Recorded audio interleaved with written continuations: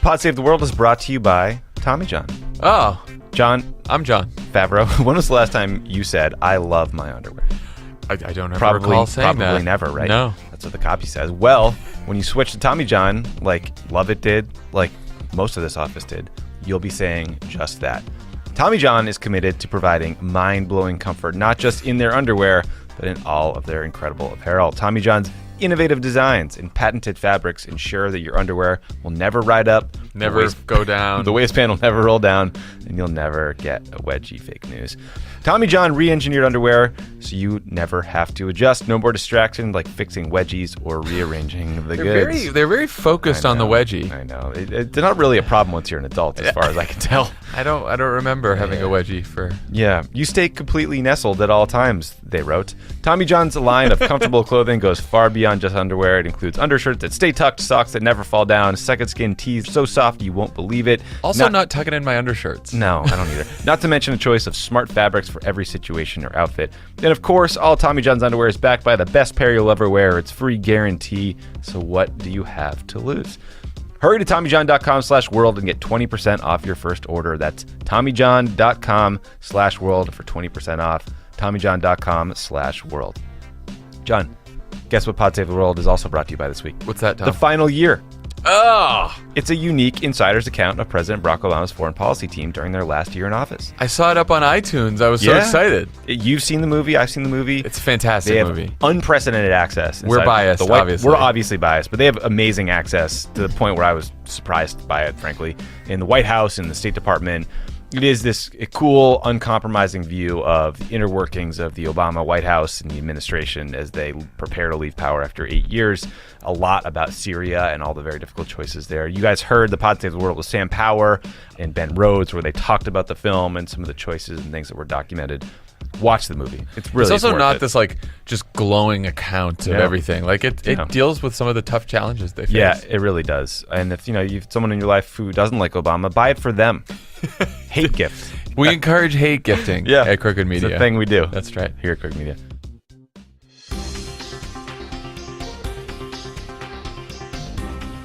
Welcome back to Pod Save the World. This is Tommy Vietor. My guest today is a fantastic journalist named Evan Osnos.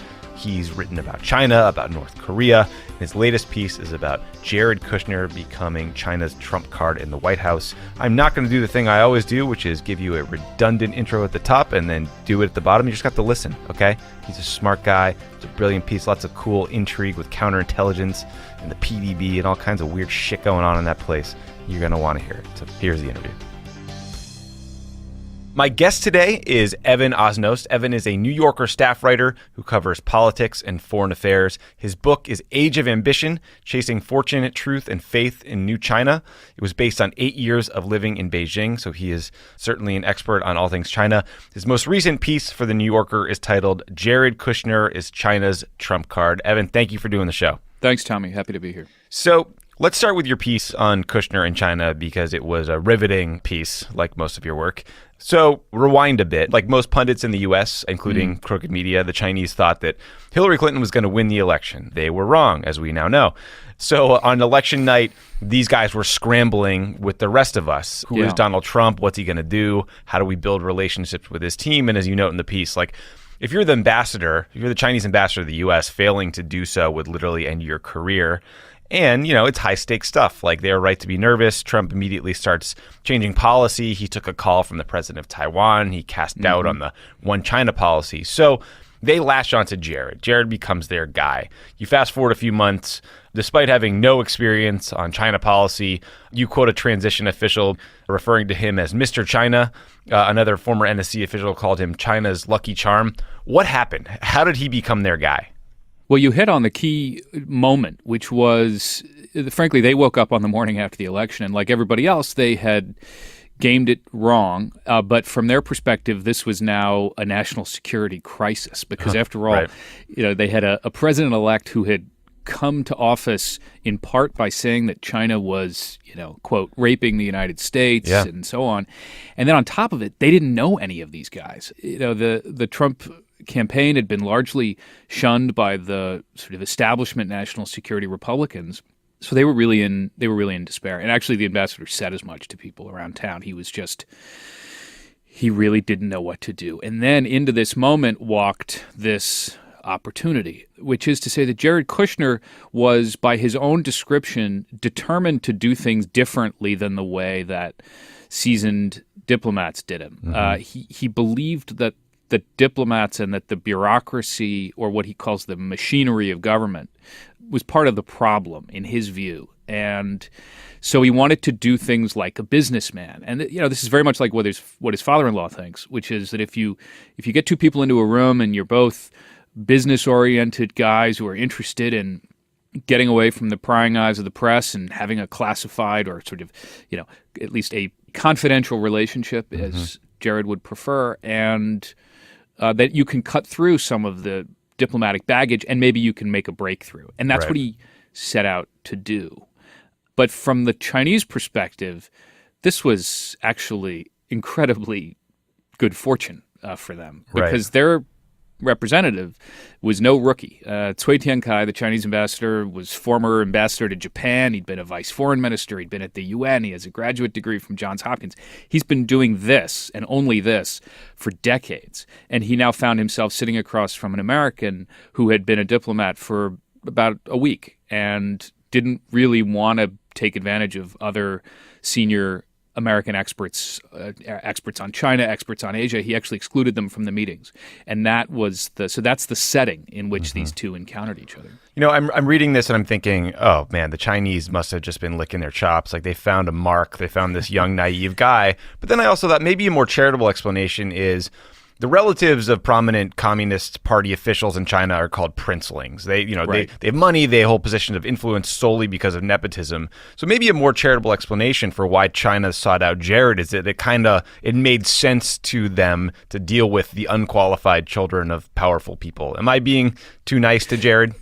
No, I think you're right about that. In a sense, they sort of recognize this model. In fact, they understand what it means to have a powerful son-in-law who straddles the line between family, advisor, and business representative, because that's how a lot of family clans are organized in China. So that was actually a comfortable arrangement.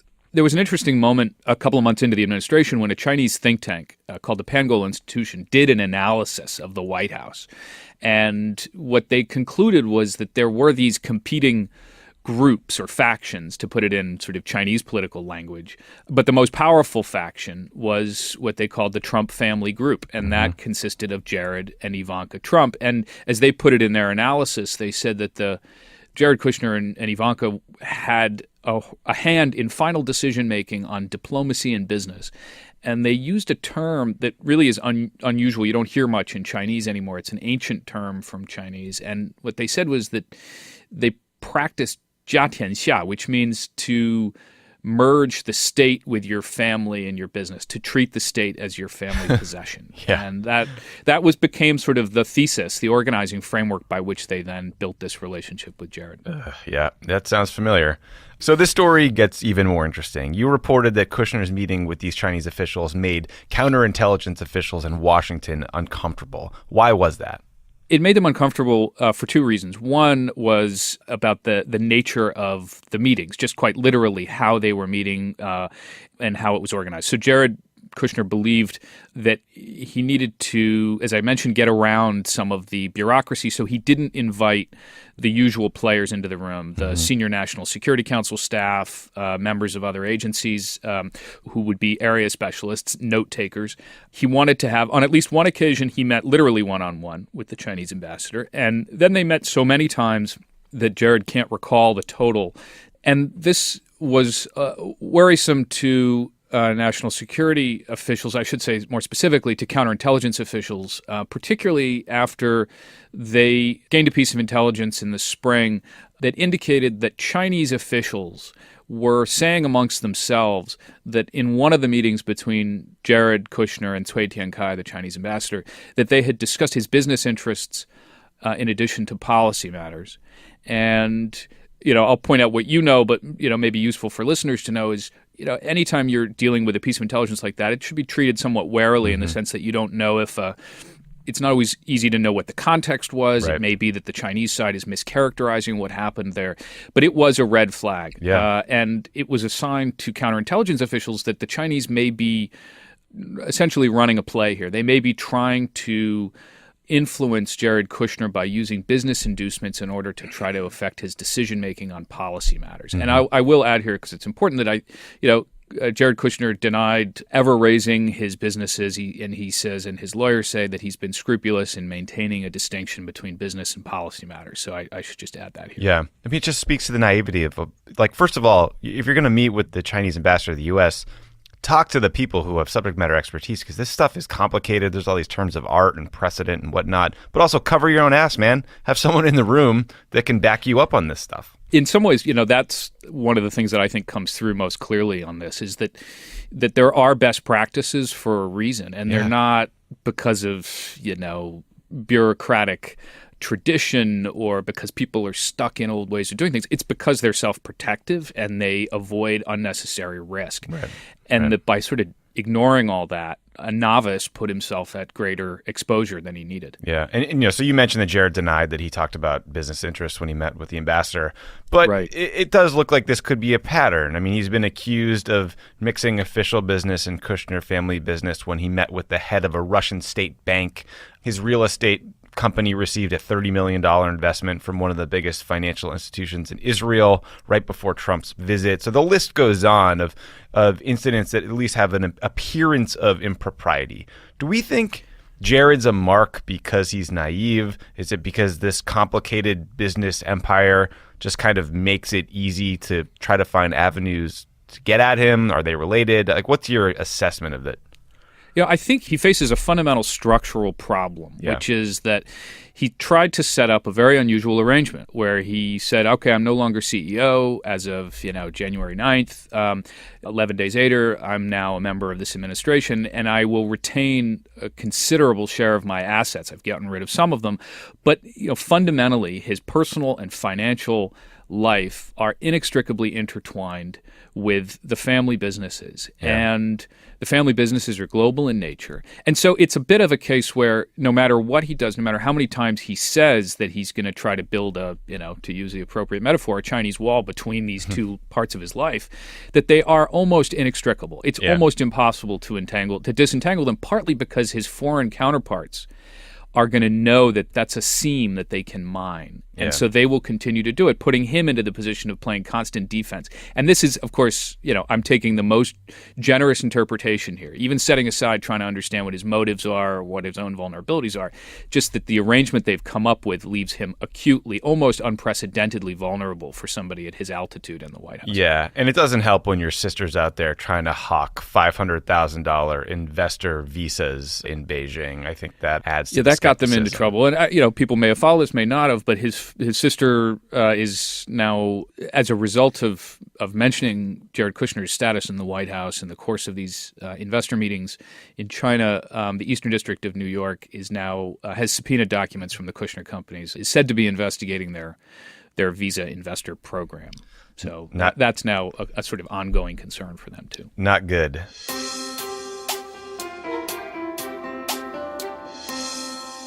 Pod Save the World is brought to you by Upside. John, how's your things to do in 2018 checklist coming along? I'm working through it, but I feel like there's a few more things I could get done. Mine is a work in progress, but I do have one thing on mine that belongs on every business traveler's list. Book your next business trip at Upside.com. When you do, amazing, you'll get better business travel experience you deserve, and you get a free pair of Bose SoundLink wireless headphones. More on that in a second. First, though, here's why you'll love Upside.com, and that they're all hanging in suspense. It's a big deal. Only Upside has customer service specialists who look out for you every step of the way on your business trip. They handle any problem that might pop up. So if they can handle Jon Lovett's complaints, they can handle yours. Yeah, that's like a stress test, like the banking system. I think Upside had to get 10 agents just to handle Lovett's requests. That's so fun doing this without him here. It's not hard because their team is hard at work 24/7 to make sure your flight, hotel, and rental car all go off without a hitch. They're available on demand by chat, phone, and email whenever you need them. They monitor your business trip around the clock. They proactively keep you posted on everything from the weather to the flight changes to all the crap you don't want to deal with but get thrown at you every time you travel. Have you ever experienced that level of service before? Never. No way. Now, To get your free pair of Bose SoundLink wireless headphones, Which are the best headphones. use our code CROOKED when you book your first business trip at Upside.com. That's code CROOKED at Upside.com to claim your Bose SoundLink wireless headphones. What do you have to lose, guys? Upside.com. You deserve a better business trip. Headphones available while supplies last, so hurry the hell up. Must be the first Upside purchase with a $600 minimum purchase required. See site for complete details. Pod Save the World is also brought to you by Movement Watches. Oh. You guys have heard all of us talk about Movement. You know that there's 2 college dropouts. They started their own watch company. It is crazy how fast those guys have grown up. Is this the company that makes watches with styled minimalism Styled that doesn't break the bank? 2 million watches in 160 plus countries. That's right. They continue to revolutionize fashion in the belief that style should not break the Bank. I don't know if you've checked out the site lately, but they've doubled the number of watch styles, and they're now selling high-quality sunglasses, and they just introduced The sunglasses are great. bracelet. Yeah, a lot of people in this office wear the sunglasses. Emily wears the sunglasses. Yeah, so does Lovett. It's that time of year again. You thought gift giving was over after Christmas, but Valentine's Day is coming up, so you know you have to find the perfect gift. Our friends at Movement, who revolutionized the watch game, if you forgot what I said earlier, have put together the perfect gift guide to make your life easy. Whether you're shopping for him or her, and you want watches with a new fashion-forward bracelet, sunglasses, or any combination of their limited edition gift box, Movement's in-house stylists have curated their trendiest pieces for gift ideas that someone special will love. Get 15% off today with free shipping and free returns by going to mvmt.com/crookedworld. That's mvmt.com/crookedworld. Join the movement. Get some cool stuff. It's great. Give it to people you love. Yeah, buy some watches, buy some sunglasses. Or hate gift it, as earlier discussed. So, I mean, it's not at all surprising that Jared is the target of foreign intelligence services. That's not his fault in any way. He's an obvious target because of his relationship to Trump, his influence in the White House generally. But like all things Trump, the story just gets weirder. I mean, you and the Wall Street Journal reported that counterintelligence officials warned Jared that Wendy Dang Murdoch, a prominent Chinese-American businesswoman and an ex-wife of Rupert Murdoch, could be using her relationship with Jared and Ivanka to push Chinese government interests. That is weird. That one surprised me. Jared also seems to basically kind of ignored that warning, right? Like, what is going on here? Well, when he was warned about it in a briefing from the chief of counterintelligence at the FBI, Bill Priestap, in March, his response was that he was unalarmed. As he put it, look, I've never seen anything in my relationship with Wendy Dong that makes me think that she's trying to manipulate me or to draw me into anything. So he basically said, look, I take the warning, but it's not going to affect my behavior.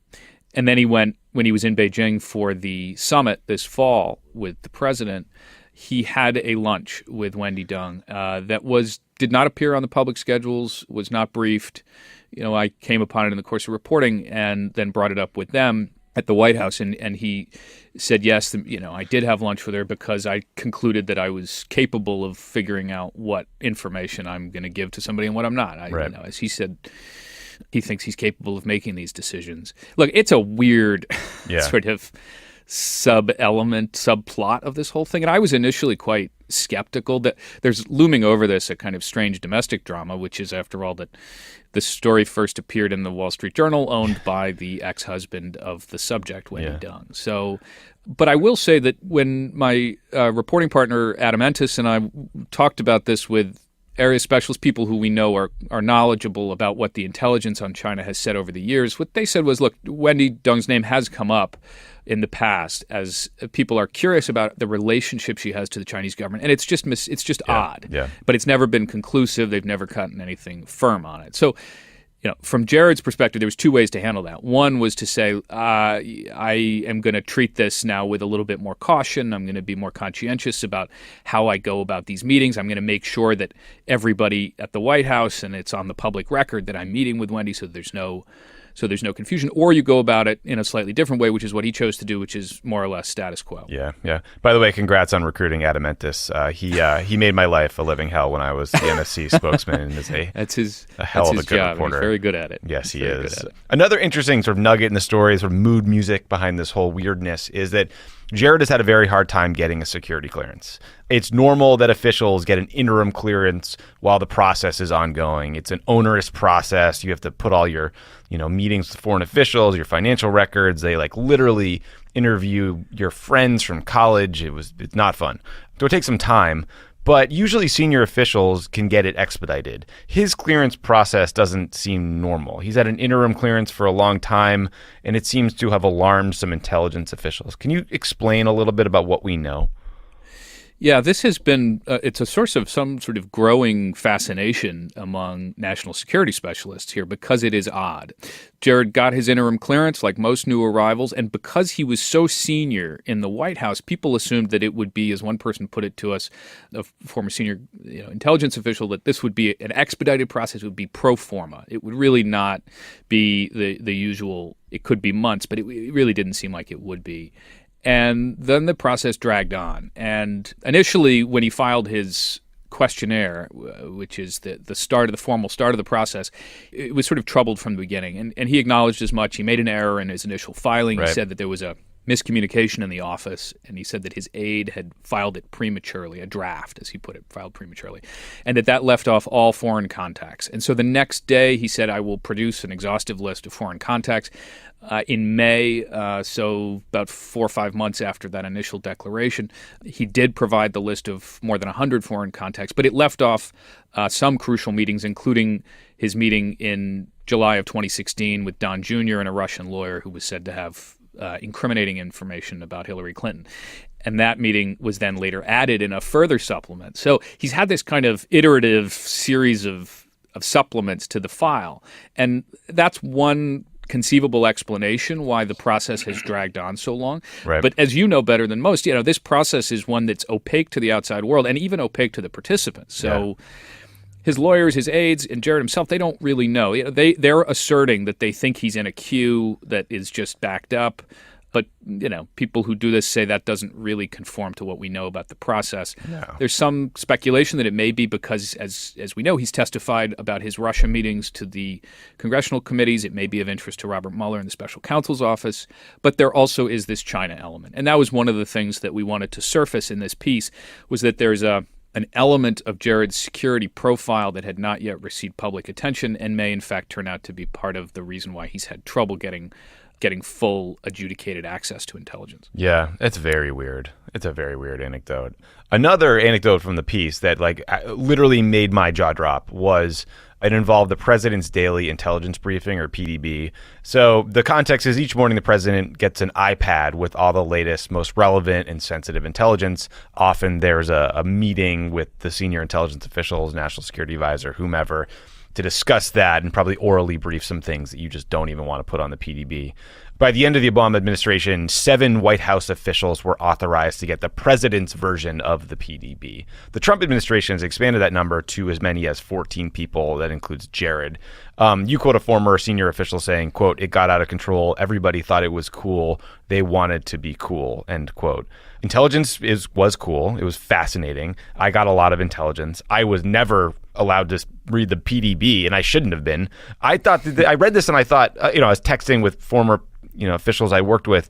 It's crazy, and it seems to show a cavalier, worrisome approach to intelligence consumption, and kind of ironic since the whole argument about Hillary's emails is that she was reckless with classified information. What is your sense of how this happened? Who is greenlighting all this access to the PDB when it's supposed to be close hold? Well, ultimately, the decision rests with the president. So the president can overrule whoever wants to try to narrow the circle or try to prevent the expansion of that group. And there were concerns within the Office of the Director of National Intelligence when it was suggested that this circle be expanded to include Jared Kushner and others to this, really kind of expansive list. But in the end, and this gets into some of the interesting sort of problematic dynamics, personnel dynamics, when you've got a family essentially occupying powerful positions in the White House, that people in the DNI's office, the Director of National Intelligence office, they didn't want to irritate the president, the ultimate customer of intelligence, by telling him that they didn't want to do this. And so they didn't make a fight about it. And so that's how part of the reason why the circle expanded and expanded to the point where it is now. And it has caused some consternation because David Priest, who's written a book on the history of the presidential daily brief, has told us this is really an unprecedented arrangement where somebody without a permanent security clearance is now receiving the PDB for over a year. Yeah. There really isn't a precedent for that. It's nuts. And I do think it gets to the heart of the puzzle for this White House, which is that they've got this entanglement of familial, business, and political and policy interlocking ties. And I know it's almost second nature. We all think about it and talk about it all the time now, but it's the core of the problem. And from that flows all of these other issues. Yeah, it's so crazy. 14 people get the PDB in the White House, and the President of the United States would rather get his information and share it from Fox and Friends or whatever, crazy Twitter meme he found that day. It just makes me sick to my stomach. Back to China for a minute. During the campaign, the Bannon approach to China was fully in control. I mean, you mentioned earlier he was accusing China of raping the United States. He talked about how they were stealing from us when it came to trade. Promised to label China a currency manipulator, which in fairness is a promise a lot of presidents have failed to keep. That was the campaign, though. In the White House, even when Bannon was there, the tone was very different. Trump met with Xi Jinping a few times, notably once at Mar-a-Lago, once in Beijing. Both were all smiles, warm words. In Beijing, they wowed him with pomp and circumstance and parades and opera. But let's talk results for a minute, because you reported that Chinese officials felt Trump didn't even really know enough to push back on some of the most sensitive issues.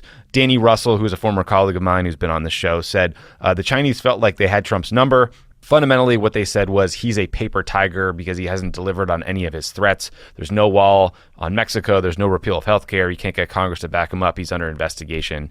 That's a pretty brutal assessment from Danny. What do you think China makes of Trump? What have they learned about him since those first hours after the election when they were scrambling to make contacts?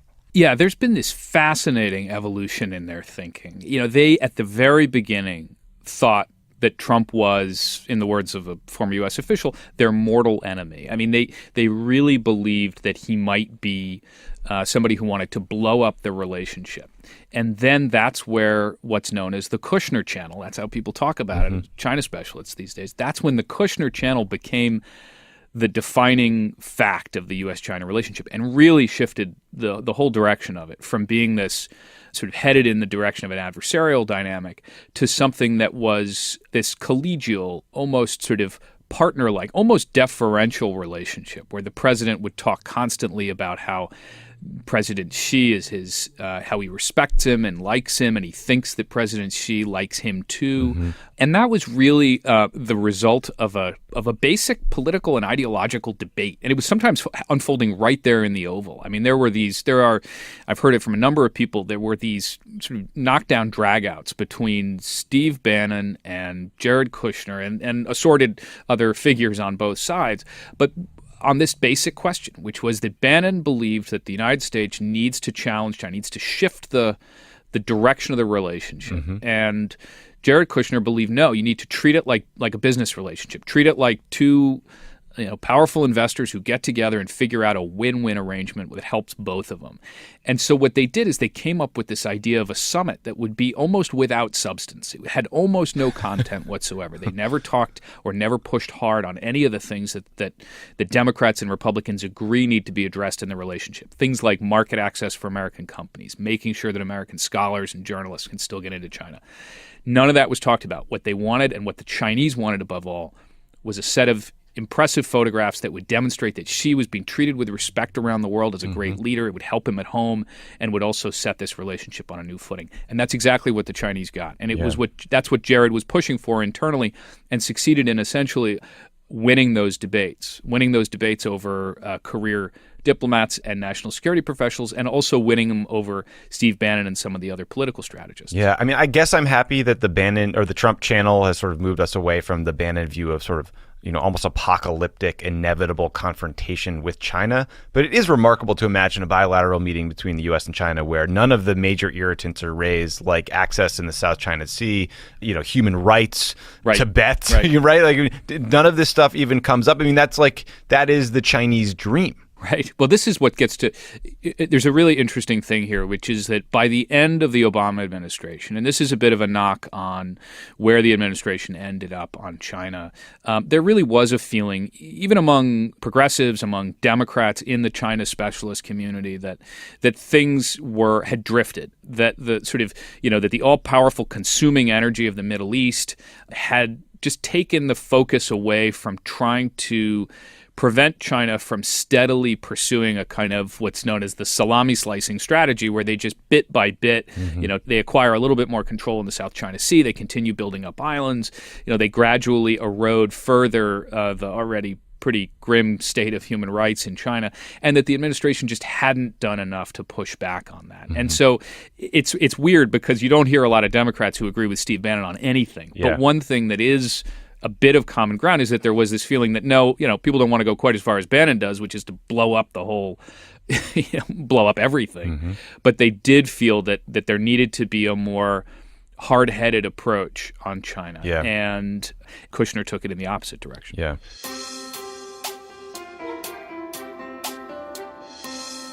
Pod Save the World is brought to you by Audible. Tommy won't stop shutting up about Audible. This is you guys know I sincerely love audiobooks. They're great for helping you get smarter, get to that book you've always meant to read, but you don't have time to because you can listen on the go.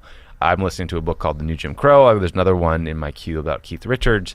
After the election, I listened to a lot of George Orwell just to really make my head feel dark. Yeah, I got in a really dark place. Yeah, you were like a Hitler place too. You were I reading got some Hitler stuff. I downloaded some. I was trying to prepare myself. I should explain that more than just you were doing some real Hitler It wasn't stuff. like fan fiction. It was like how did things get so this bad? Yeah. No. Audible books help you listen to more books by letting you switch seamlessly between devices. They pick up exactly where you leave off, whether it's on your phone, your car, your tablet, or home on your Amazon Echo. You can get through tons of books, hands and eyes free, while doing anything. Audible members get a credit every month that's good for any audiobook in our store, regardless of price, and unused credits roll over to the next month. Didn't like your audiobook? You can exchange it, no questions asked. Plus, your books are yours to keep. With Audible, you can go back and re-listen anytime, even if you cancel your membership. Audible is offering our listeners a free audiobook with a 30-day free trial membership. That's pretty good. That's great. Go to audible.com/crookedworld, browse the unmatched selection of audio programs, download a title free, and start listening. It's just that easy. Go to audible.com/crookedworld or text crookedworld to 500-500 to get started today. Audible.com/crookedworld. You will not regret it. It's a hell of a good product. Speaking of blowing up everything, a big issue at every meeting between Trump and Xi Jinping is North Korea. You actually went to North Korea last year and wrote a fascinating but terrifying piece, in part because you're one of the few people, I think, in journalism and in Washington who talks about how devastating a war with North Korea would be. How are you feeling about the current state of things with North Korea? And could you tell us a little bit about what that trip was like, just sort of on a personal level, being in Pyongyang? Yeah, I mean, it was, as my wife tells me, it was a once-in-a-lifetime trip. Yeah, got it. I think, look, I had been working on trying to go there for a number of months, and then meaning that I was basically dealing with North Korean diplomats at the UN because we don't have an embassy. Obviously, the North Koreans don't have an embassy in Washington, and we have no representation in Pyongyang. So they have this office at the UN that you can deal with if you're trying to get into North Korea. And they're very slow, and they don't really let in a lot. But occasionally they do for their own reasons. And what it happened to be that at the moment that I was asking to go to North Korea, they started to realize, the North Koreans did, that they sort of needed to get their story out. I mean, the most basic sense, meaning that nobody had any idea what the hell North Korea was thinking about when it comes to a nuclear war or the Trump administration. Just no journalists had really been in there in a while in any sort of sustained way for a print outlet. So they said, okay, we're going to let a few people in, and they let in Nick Kristof from the New York Times, and I think the Wall Street Journal went afterwards, and so on.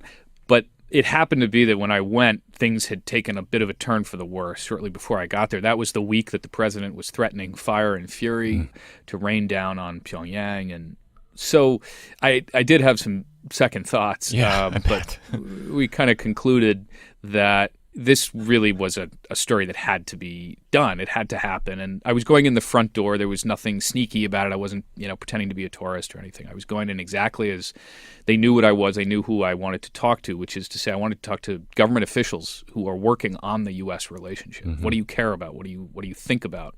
And I talked to some of your successors, people in government, who could give me a steer on whether that was a bad week to go into North Korea. But I did get a feel that they thought I could do it safely. safely as long as I was careful. So I went. Yeah. It's funny that they wouldn't give you more meetings because the reality is they could learn a hell of a lot more from you about the U.S. system than you would probably learn from them given how clammed up they are. Yeah, I think they are so averse, so uncomfortable to the idea of dealing with the outside world, and particularly with the United States, that everything we do is fraught. Everywhere I went, there were layer upon layer of people watching me and then people watching the watchers. It was, it really was. We had a 2-car caravan everywhere I went. And I know that's a cliche about North Korea, that you always feel like you're kind of in the Truman Show. Mm-hmm. But it was also an indication to me of how fraught it is in their own system. I mean, that it wasn't like the whole North Korean government thought this is a brilliant idea to let in a journalist. In fact, there were bitter divides between parts of the North Korean government, parts of the foreign ministry, for instance, which are more inclined to want to open up the conversation. I don't mean open up the country, but at least have some sort of dialogue with the outside world. And then the security elements that are, not at all interested. And so that's part of the tension there. Yeah. But they have a lot to learn about the United States, and they sort of use the opportunity of having a foreigner there to ask me a bunch of questions about, is this guy Trump exactly what he says he is? We don't know. We don't know either. I did think to him, I said, you guys are really not all that worse off than we are in terms of understanding what he really intends. Yeah, no kidding. Do you feel like this Olympic thaw is real? Is there any hope to be drawn from it? I think it is exactly what it appears to be, which is a short, largely theatrical opportunity to show North Korea they want to show themselves as being a more normal country than they are, and they want to play, they want to participate, but it should not in any way be perceived as a substantive move away from the fundamental, very dangerous questions at the heart of it, which is that North Korea still regards the United States as an existential risk to its future, and the United States still has not decided, particularly I should say the Trump administration has not decided whether it's willing to live and coexist with a nuclear North Korea. Full stop. As long as those two exist, you can have an Olympics, but it doesn't solve the problem. Yeah, Olympics don't prevent you from proliferating weapons of mass destruction. My final question for you. So in 2015, before President Xi's visits the United States and before Trump was elected, you wrote that the U.S. and China were entering into a more dangerous era. Do you still feel that way? And it's just funny because I think back of like all the things Obama used to rail against when it came to China, like currency manipulation, the risks of China holding all our debt. Like you don't hear about those problems anymore because they don't seem to be problems anymore. So how did Obama do you think? And things gotten better or worse since 2015? I think Obama did well on several things when it comes to the China relationship. He did put it in the foreground. There was, some people forget about it, but there was the pivot to Asia, which was designed to be what was needed, which was a return to talking about the whole world, not just the Middle East, and a sort of a recognition that so much of the 21st century is going to be conducted in East Asia, and we have to have a coherent set of relationships there. We have to invest in those relationships and those alliances. So he started down that road, but as has happened so many times in our history, he got sort of drawn away from it, sucked away from it by the grueling, grinding obligations of Iraq, Afghanistan, and elsewhere. And I think ISIS. And Syria, of course, which became the looming issue in his sort of windshield. I think that the hard part for him, and this was not, it may have happened to any president, but especially I think to Barack Obama, was that China emerged after all of the years of everybody saying China is going to become the next big power in the world. It's going to be trailing the United States pretty soon. It's going to make a play for rivalry of some kind. That happened. It happened almost so slowly and gradually that it was easy to overlook some of the steps. And so as they began to build up islands in the South China Sea, as they began to make these claims and pursue them, it became hard for us to decide as a country how much are we willing to accept of China's growing assertion of power and how much do we want to push back on it. Mm-hmm. And we never came up with a theory of the case. Yeah. We never had a fully realized idea of, okay, this is okay, but this is not okay. And so as a result, our policy was sort of at cross purposes. And I'll give you one example. When they created the Asian Infrastructure Investment Bank, which was essentially China's version of the World Bank, initially the U.S. said, We don't want to be a part of it. And we told our European allies and partners, we said, you shouldn't join it. And instead, the Europeans all joined it. And that was embarrassing for us because it showed that we didn't have the clout that we used to have with them. But also it was an indicator of how China's clout, how China's leverage had really increased. Yeah. And we weren't yet ready to deal with that. Right. So, I think that was the puzzle that he faced, and it's not one that he was ultimately able to solve by the time he left office. So could I put you in the camp who thinks that China's abandoned the old Deng Xiaoping maxim, hide your strength, bide your time? Are we flexing? Absolutely. Okay. That's over. It is really over. It's quite striking how much they're now willing to just sort of trash that. And the one thing that I'll mention, just it's easy to forget, is Xi Jinping is such a big player. The Chinese president really is just sort of taken up so much room in Chinese politics. And he's a very ambitious, assertive guy on the world stage. He's the one who is driving this idea of China becoming an alternative, as he puts it, to Western liberal democracy.